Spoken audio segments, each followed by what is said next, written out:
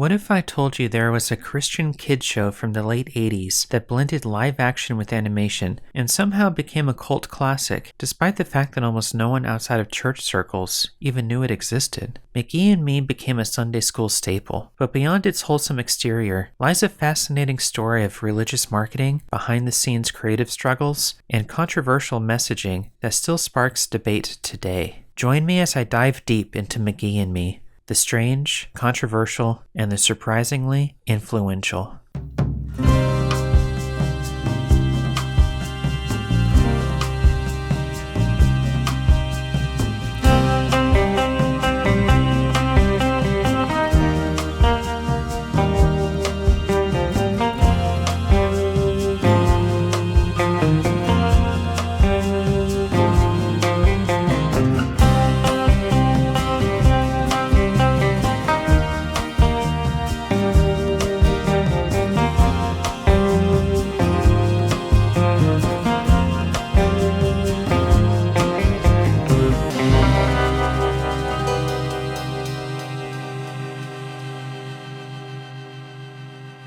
McGee and Me was a direct-to-video Christian children's series that blended live-action storytelling with animated sequences, creating a unique hybrid that felt both imaginative and instructional. The series followed 11-year-old Nicholas Martin, a typical kid adjusting to life in a new town. His experiences were made all the more interesting by his 6-inch tall, hand-drawn cartoon companion, McGee, a wild, animated alter ego who often found himself entangled in Nicholas's real-life struggles.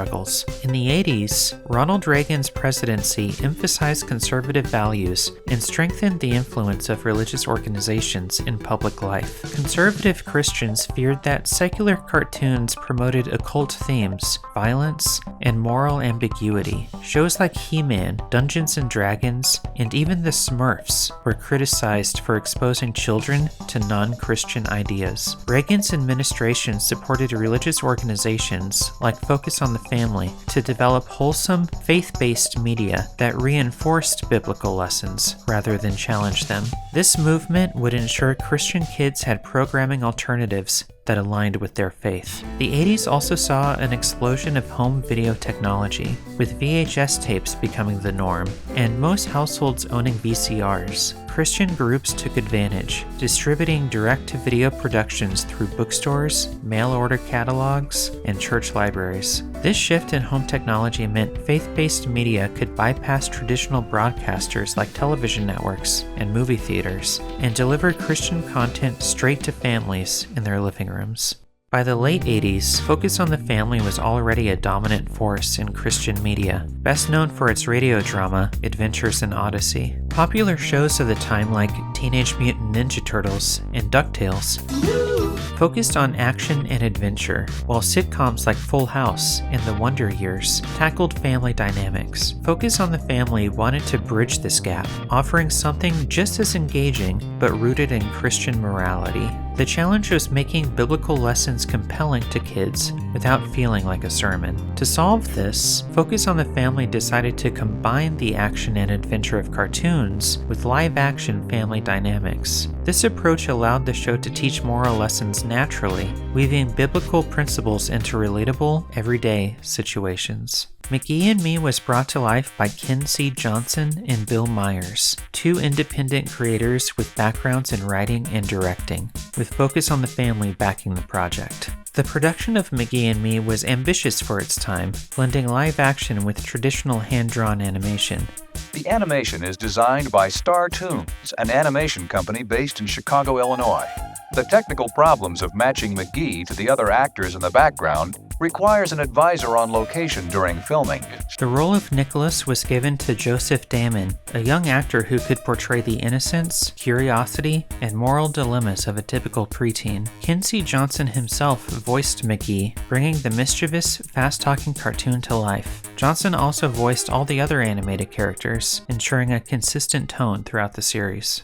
Unlike mainstream children's shows that aired on television, McGee and Me was released as a direct-to-video series, a strategy that allowed Focus on the Family to target Christian households directly. Since McGee and Me bypassed traditional TV networks, it was instead sold through Christian bookstores, churches, and direct-to-video sales. Major religious retailers like Family Christian stores and Lifeway Christian bookstores carried the tapes, making them easily accessible to parents looking for wholesome, biblically grounded entertainment. The plot of McGee and Me followed Nicholas Martin, an 11-year-old aspiring cartoonist, as he navigated the everyday struggles of childhood and adolescence. After moving to Eastfield, Indiana with his parents and two sisters, Nick found himself in the familiar situation of being the new kid, trying to make friends, avoid bullies, and figure out where he fit in. Nick often used his creativity to navigate the challenges of childhood. While he wasn't the smartest or strongest kid in town, his quick thinking and artistic talents made him stand out.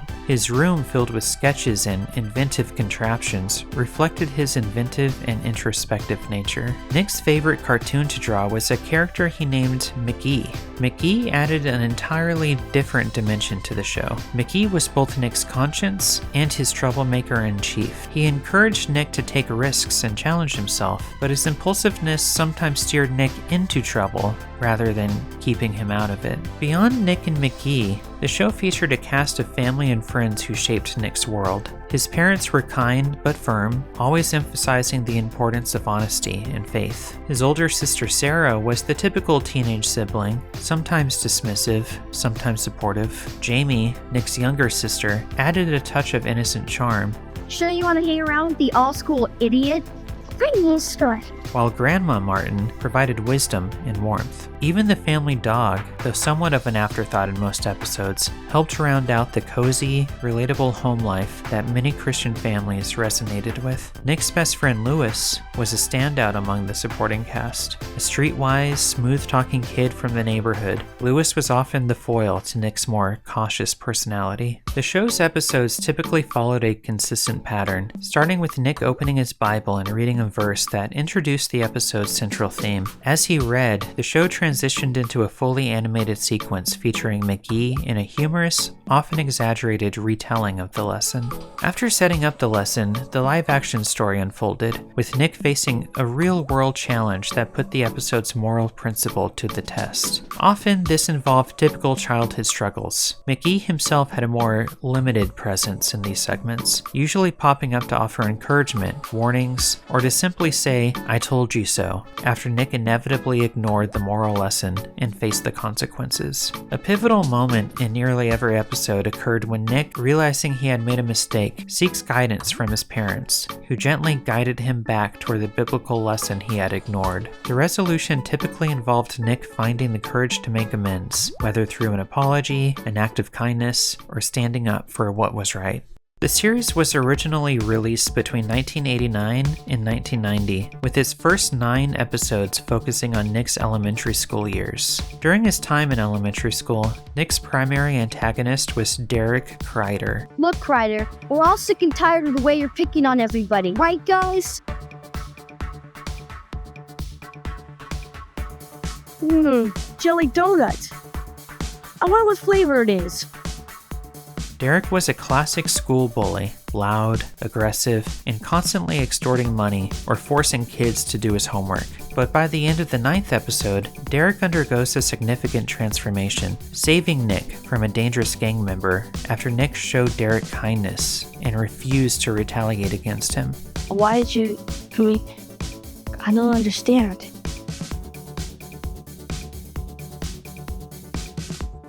I don't really know either. Maybe I'm just starting to see things different.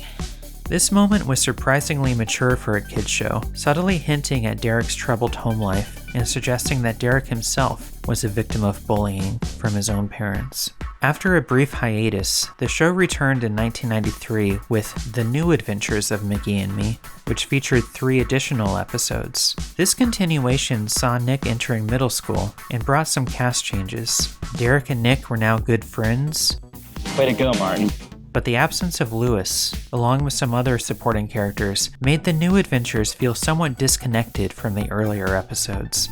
Another noticeable change was the aging of the child actors, who had visibly grown and hit their adolescent growth spurts. This, along with some tweaks in production, resulted in a show that felt slightly different in tone and execution. McGee and Me didn't build toward a grand climactic finale. Instead, it ended with a self-contained episode that reinforced the show's overarching message, living a life guided by biblical principles. McGee and Me also left viewers with a few lingering mysteries, chief among them being the true nature of McGee himself. On paper, he was clearly a figment of Nick's imagination, a character brought to life through his artistic talent. However, there were several moments in the series that blurred the line between imagination and reality. Nick never acknowledged McGee's existence to others, but in one scene, his younger sister appeared to perceive him in some way. Nicholas? What? But what are you doing? Hinting that she may have had some awareness of his presence. More notably, the family dog could see McGee and even react to him, growling or barking at the cartoon figure as if he were truly there. What do you think could have gotten into the dog? This subtle yet intriguing detail left fans wondering, was McGee just Nick's imaginary friend, or was there something more supernatural at play? McGee and Me had a relatively short run, spanning only 12 episodes in one special. The final episode was released in 1995, marking the official end of the series. Something noteworthy is that one of the more persistent rumors is that the show's meticulous animation process led to significant delays, pushing back episode releases. Given that the animated segments were arguably the highlight of the series, this isn't surprising. Beyond production challenges, there are also some fascinating tidbits about the cast. Several actors had real-life sibling connections. Nick and his sister Sarah were real-life brother and sister, as were Nick's sister Jamie and Nick's friend Philip.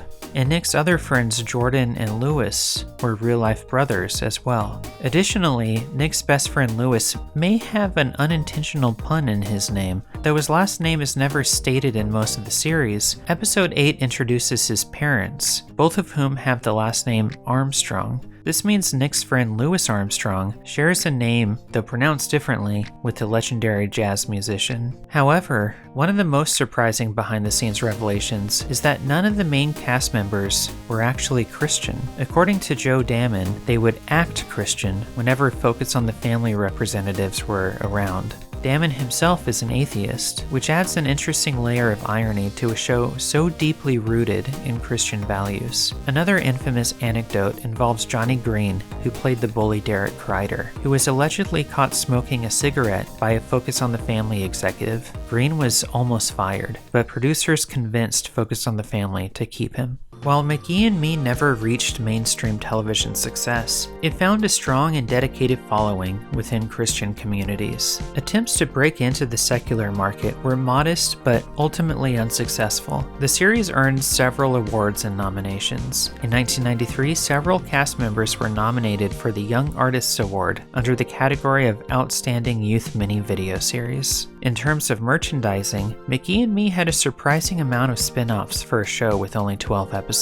VHS releases were widespread, followed by a DVD collection. A companion book series expanded on the stories, often adding extra details and subplots that didn't make it into the episodes. There was even a McGee and Me Hits soundtrack, featuring 13 songs from the show, capitalizing on the music used throughout the series. Currently, McGee and Me can be streamed on Minnow and Good News Life, both platforms catering to faith-based entertainment. Interestingly, the official McGee and Me website, though now defunct, was archived by the Wayback Machine, allowing nostalgic fans to revisit its puzzle and memory games, coloring pages, and desktop wallpapers, a relic of early internet marketing for children's media. Despite its loyal fan base, McGee and Me has not been revived, though there was an attempt. Bill Myers, the show's creator, outlined a concept for a reboot, tentatively titled McGee 2.0, which would follow a now adult Nicholas Martin and his daughter, who discovers McGee in the attic of their family home. The premise remained the same, but was updated for a modern world. However, Tyndale House, the copyright holder, repeatedly rejected the idea for unknown reasons, effectively stalling any potential comeback. McGee and Me has not been without criticism. While its moral lessons and Christian themes were appreciated by the intended audience, some found the show's approach to morality problematic. One common critique was its tendency to place an overwhelming sense of guilt on Nicholas, making him feel responsible for the actions of those around him. The show's use of guilt-based storytelling has been a point of discussion among former viewers, many of whom have since reassessed its impact on their childhoods. Did you enjoy yourself? No, it was awful. Do you realize what you've done? While the series emphasized Christian values, those values, honesty, kindness, and forgiveness, are not exclusive to Christianity and could have been presented in a more universal way. Critics also pointed out that many Christian children's shows tend to frame moral lessons in rigid black and white terms, rather than embracing the complexity of real-world ethical dilemmas. Joseph Damon, who played Nicholas Martin, has had a well-documented struggle with addiction, which he has spoken about publicly. A video clip is available online of Damon discussing his past struggles with alcohol and cocaine, admitting that he spent all of his McGee and Me earnings on drugs. In 2011, I was living with my parents. I was a child actor. So I got a bunch of residual checks unexpectedly in the mail, about 18 grand. And I spent it all on booze and cocaine. Eventually, I lost my job, got evicted from my apartment, and banned from the property entirely. So I was homeless. Despite these difficulties, he appears to be on a path to recovery. All I can say is that right now, I have hope in my life again. The show's producer, focused on the family, remains a major force in Christian media and conservative politics. In 2017, the organization declared itself a church, allowing it to avoid public financial disclosures. This move was met with criticism from legal experts, who questioned how an entity without a congregation or traditional religious services could qualify as a church. Focus on the Family has also remained politically active, aligning itself with right-wing social and political causes. The group has continued to advocate against LGBTQ+ rights, abortion access, and comprehensive sex education, positioning itself as a driving force behind socially conservative legislation. In many ways, McGee and Me was a trailblazer for Christian media, proving that faith-based content could be both entertaining and meaningful. Some have even credited the series with paving the way for VeggieTales, another Christian franchise that would go on to achieve even greater mainstream success. Beyond its influence on Christian programming, McGee and Me holds a unique place in children's television history as an early attempt to mix live action and animation in a way that directly engaged young audiences.